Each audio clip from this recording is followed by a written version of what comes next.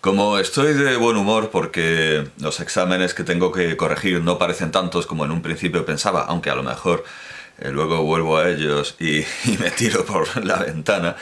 Pero vamos, no creo que no son tantos. Se añaden los famosos exámenes de la evaluación del grupo PISA o no sé qué del PISA, que al final tengo que corregirlos también. Yo he dicho en algún comentario cuando alguien me ha culpado de bajar la media en los eso es, en el informe PISA, como soy profesor, pues yo tengo la culpa de que el informe de PISA dé unos resultados bajos. Bueno, pues yo le he contestado a ese amable usuario de YouTube que me limpió el culo con el informe de PISA. Lo cual en la práctica, pero al final no tanto porque tengo que corregir los exámenes de acuerdo con una rúbrica, la llaman, que es una tabla de criterios completamente subjetivos. El único criterio objetivo es el número de faltas de ortografía, eso sí es objetivo, pero lo demás, la coherencia, la cohesión, todo es muy subjetivo, con lo cual todo el mundo lo infla y por eso hay protestas contra las notas que se ponen en el informe PISA en España. Las mías serán ecuánimes, sin duda, pero claro, también levantaré la mano con la evaluación porque me parece plenamente injusto que uno de los criterios sea, por ejemplo, puntuar bien y la ley, la instrucción que dice cómo tenemos que corregirlo, está mal puntuada. Entonces, claro, no me parece justo aplicar realmente una ley que no es capaz de aplicar quien la dispone y quien la dicta. Como digo, voy a hacer un pequeño descanso en la corrección de exámenes y voy a responder directamente a voy a generar, sí, voy a crear contenido, ¿no? Voy a desarrollar como un vídeo propio lo que podría ser una respuesta a un comentario. Quiero decir, voy a hacer un nuevo capítulo de una serie que no es tal serie, pero bueno, ha salido de manera espontánea, cuidado con determinado cine. Empecé. Quería hacer solo un capítulo, un vídeo, cuidado con el cine poético. Luego de casualidad vi 13TV de noche y bueno, hice otro de cuidado con el cine católico. Y como sobre ese vídeo me comentó don Enrique Díaz Rato esto, que voy a leer, pues digo, pues cuidado con el cine comunista también, pero de manera improvisada. Me respondió: suele suceder con todo cine militante que, poseído por un afán urgente de convencer, el fin, se recurre a la truculencia y el efectismo, el medio, lo que en el espectador menos romo termina despertando más rechazo que atracción a la causa. Lo que usted encuentra objetable en lo que llama cine católico lo es por ser cine militante, no por ser católico, que por serlo sus medios no pueden estar justificados por el fin. Bien, efectivamente esa es la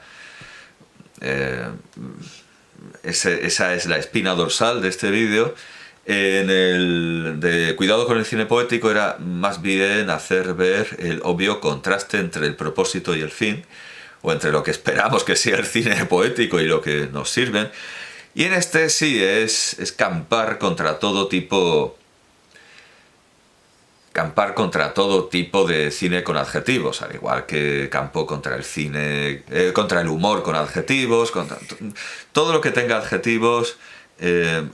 Todo cine que tenga adjetivos no es cine, como diría Scorsese, ¿no? de las películas de superhéroes. Esto no es cine. Pues si es propaganda, si es un objeto de placer, si solo es eso, perdón, no, ese es el detalle, si solo es eso, si solo es propaganda, no es cine. Pero en el caso del cine católico, además, lo más probable es que no sea católico. Además, católico es universal y si algo que se restringe tanto en su fin no es católico. Yo citaba las películas vagamente católicas que ponen por el día para acribillar de anuncios para espectadores con movilidad reducida. Y esas películas vagamente católicas son mucho más católicas que las específicamente católicas que ponen en la sesión golfa. Esas películas del oeste son mucho más católicas y además, al comentar Agente Paranoico en mis 1000 films, en la serie de las 1000 películas que citaba la afición de John Ford por la imagen de los tres Reyes Magos, no solo en la película que especifica los padrinos, no solo en la que específicamente la usa como hilo conductor, sino en otras muchas películas aparecen los Reyes Magos. Y desde luego, Padrinos de Tokio es una película inspirada en una película claramente católica de John Ford, en la que la imagen de los Reyes Magos está como trasfondo permanente. Esa película, Padrinos de Tokio, que seguramente estará hecha por un budista, imagino que será budista, es mucho más católica que estas películas sobre mujeres como, como una botella de champaña que echan caños y caños de sangre mientras abortan pecaminosamente. Las películas del oeste de John Ford son mucho más católicas, mucho más universales en los temas humanos, mucho más de Seminci, ¿verdad? Que al principio era cine religioso y luego era cine de interés humano, que es una manera amplia de hablar de cine religioso. Porque al fin y al cabo los grandes problemas morales es de lo que se debe ocupar. Los grandes problemas morales, de destino, de conciencia, de qué puedo esperar, que es la pregunta kantiana, pues todo eso es cine religioso, de interés moral, de interés humano, como se quiera llamar, pero vamos. Bueno, de interés humano también es comer, y también comer es un asunto religioso, claro, el que no trabaje que no coma, no solo de pan vive el hombre, bueno, Marta y María, en fin. Claramente, las películas del oeste son más católicas, esas películas vagamente son mucho más católicas, plenamente más católicas que estas películas tan con orejeras y con con anteojeras, con orejeras y anteojeras para arar y echar la semillita. Me sigue diciendo, sí, hay cine católico malo, y bueno también. Ya digo que el bueno es el que no quiere ser cine católico, sino el que no quiere serlo, sino... Es más, es que también eso es evangélico, el que quiera conservar su vida la perderá. Pues podemos decir, el que quiera ser cine católico, el que quiera ser un director de cine católico, perderá el catolicismo, perderá la catolicidad por el camino. También hay buen cine comunista, me dice, y dice, nunca el abiertamente militante, y su fin está en el polo opuesto del catolicismo. Bueno, pues en esto disiento. No tanto en lo de que su fin esté en el polo opuesto del catolicismo, porque al fin y al cabo el comunismo es una... Ya explicaré que en realidad el comunismo científico, el marxismo, pues es una especie de desarrollo de las tesis de San Justino, que Marx no hizo con tanta precisión porque no había leído a San Justino, tenía lecturas peores. De hecho, me han preguntado este fin de semana si seguía sosteniendo que Marx estaba equivocado en todo y que buscaba la verdad pero por vías equivocadas. Y yo diría que el problema de Marx era no tanto equivocarse, sino partir de las lecturas equivocadas. Tiene lo que les pasa a todos los de su época, que es que lee demasiados periódicos. Afortunadamente, y por eso sus libros son muy ricos y... Claro, otra cosa es cómo se interpreten. Sus libros están muy bien porque, a diferencia, por ejemplo, de Max Stirner, que solo lee periódicos y va al teatro, su vida cultural es mínima, e incluso yo diría que a lo mejor ni siquiera va al teatro y simplemente lee críticas teatrales, a diferencia de San Max Stirner, por ejemplo, que me cae simpatiquísimo, como anarquista egoísta que es, pero hay que reconocerle que el chaval el muchacho no tiene una cultura, solo lee periódicos, es una cosa que da escalofríos.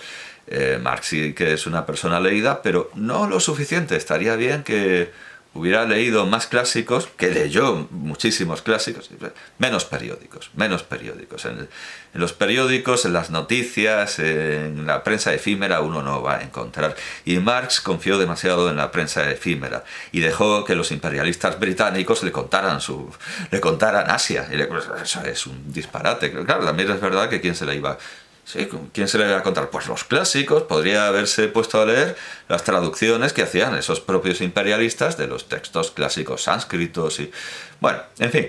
Pero no voy a discutir esto de si el comunismo está en el polo opuesto del catolicismo. Por supuesto, el comunismo quiere destruir al catolicismo porque ¿quién es tu enemigo? El que es de tu oficio, por supuesto.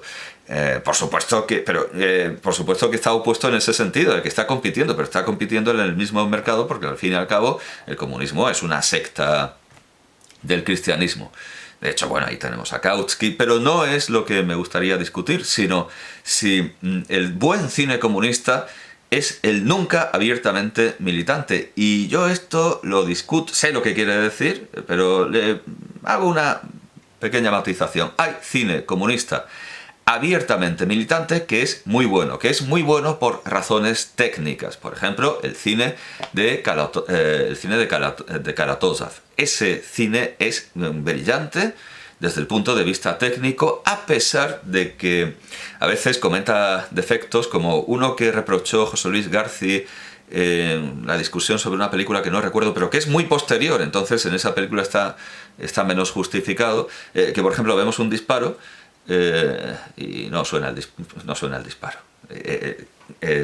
La víctima cae, o sea, vemos el gesto, es algo muy de cine mudo. En Kalatozov, en la época en la que lo hace, tenía justificación. Luego ya, no sé, creo que era una película de los 60 o de los 70, eso, o sea, no.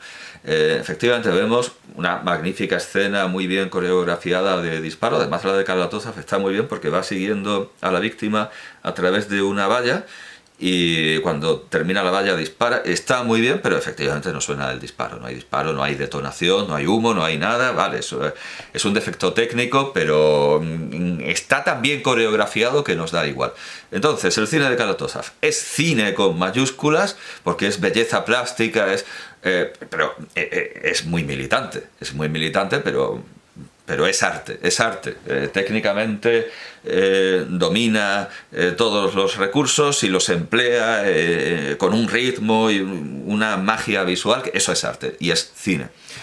Ahora bien, entiendo lo que quiere decir perfectamente y puedo poner un ejemplo de cine comunista que es malo, es muy malo, yo creo que es casi la peor película comunista que he visto.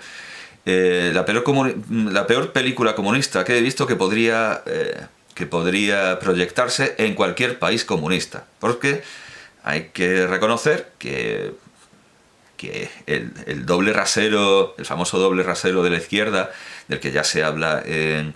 Claro, es que nosotros hablamos del doble rasero de la izquierda, pero es que eso viene de su moral y la nuestra de Trotsky, en la que los trotskistas están peleando con los estalinistas, es decir, que cada izquierdista tiene su propio rasero, no olvidemos eso. Y hay muchas películas que podrían calificarse de comunistas, pero que estarían prohibidas en ciertos países comunistas. Y no por discrepancias ideológicas, no porque una sea titoísta y otra sea juche y otra no, y otra sea hochista. Y claro, evidentemente lo que se pone en Laos no se puede poner lo mismo en Laos, en Vietnam, en la China Roja o en un campamento de las guerrillas naxalitas. No se puede poner lo mismo. Me refiero a un criterio de discrepancia como es la moral sexual. La moral sexual.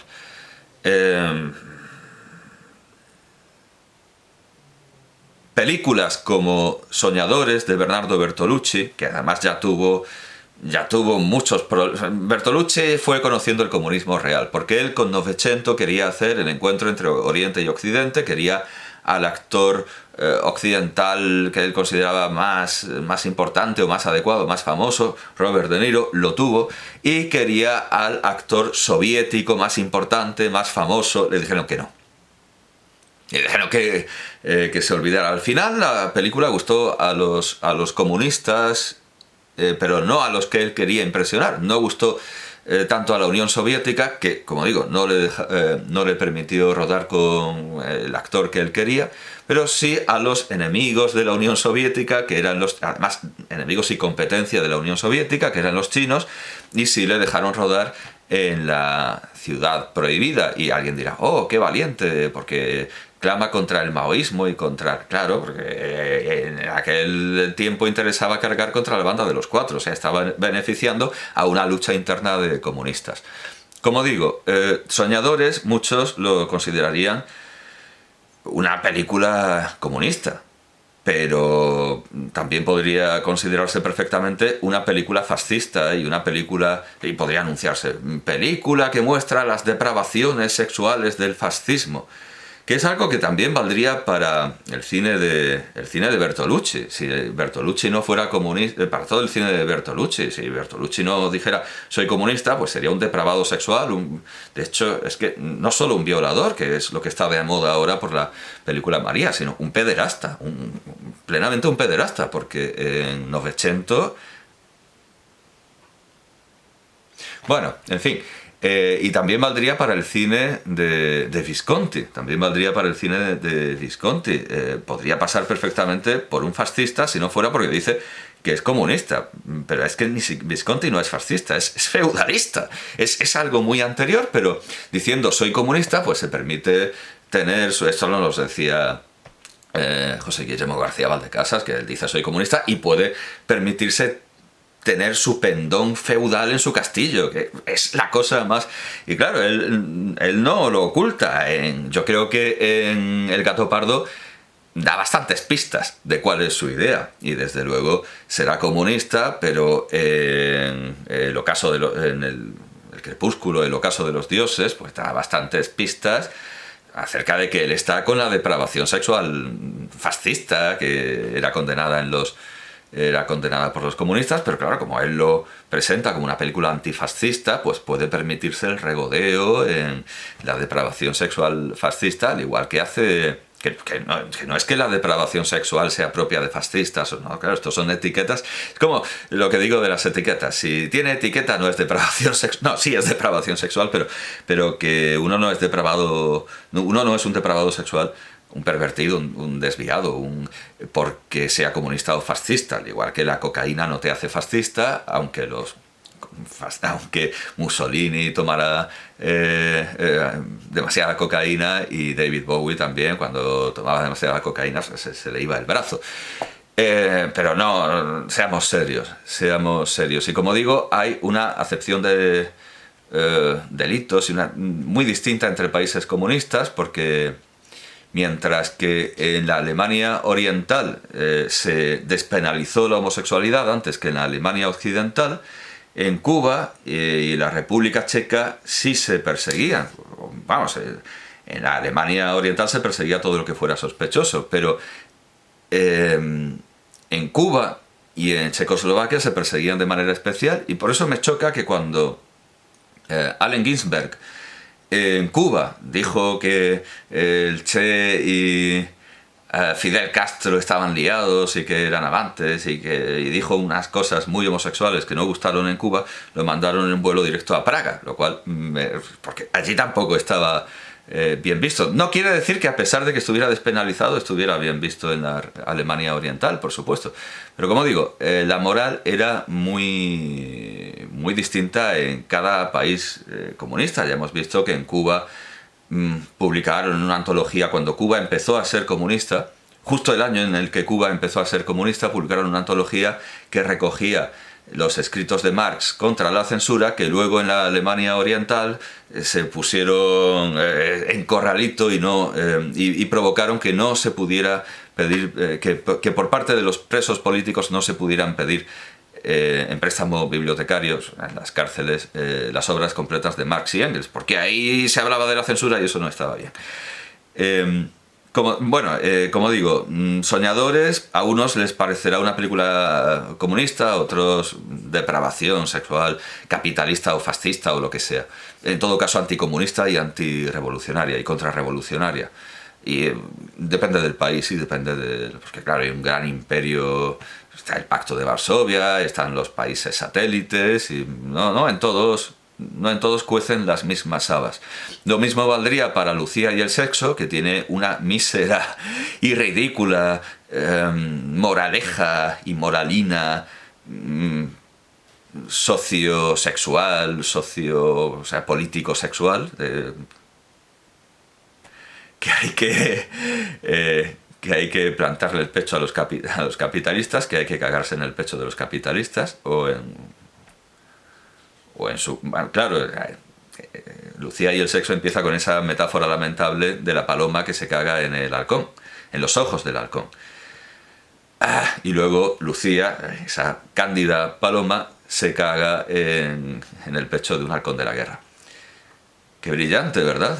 Qué brillante. Bueno, pues claro, o sea, desde el punto de vista ideológico está muy bien y es simple y es militante. Pues por supuesto esto no es cine, pero en muchos países no verían bien esa escena de coprofilia, ni todo lo que hay en medio, porque les parecería, ya lo digo.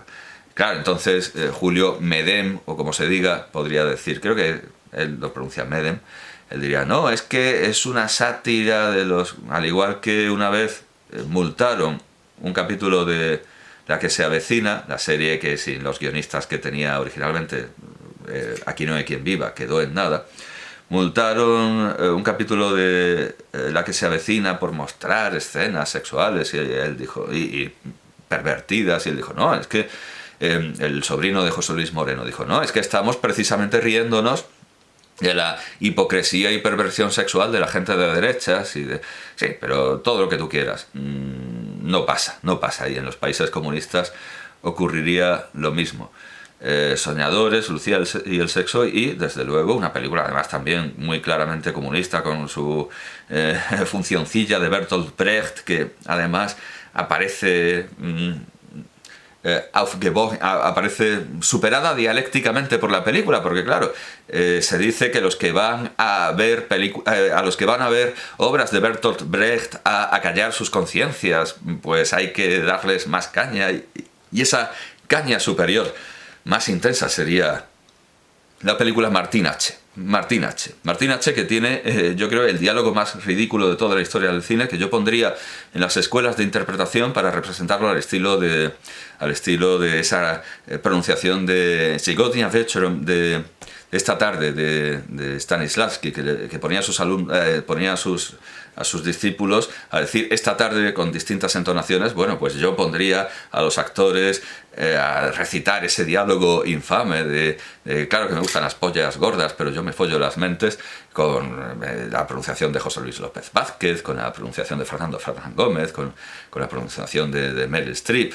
Eso sería un buen ejercicio. Bueno, pues ya lo digo, ni Martin H, ni Soñadores, ni Lucía y el sexo a lo mejor pasaban el filtro de algunos países comunistas. Entonces, dentro de lo que sería el comunismo ortodoxo, que se puede vender en todas partes y que además ni siquiera hace referencia a corrientes concretas, maoísmo, titoísmo, estalinismo, sino que es un comunismo bastante neutro, bastante de marca blanca, pues yo creo que la peor película que existe es El puente, de Juan Antonio Bardem.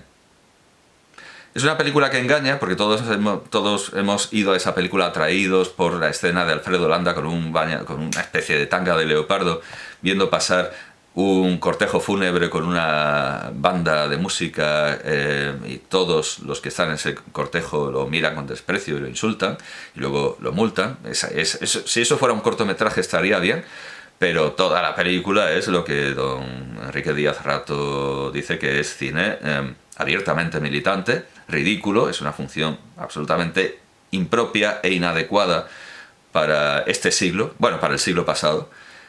Tiene además dentro de esa funcioncilla de colegio para espectadores a los que se toma por retrasados mentales o por menores de edad o por menores de edad intelectual.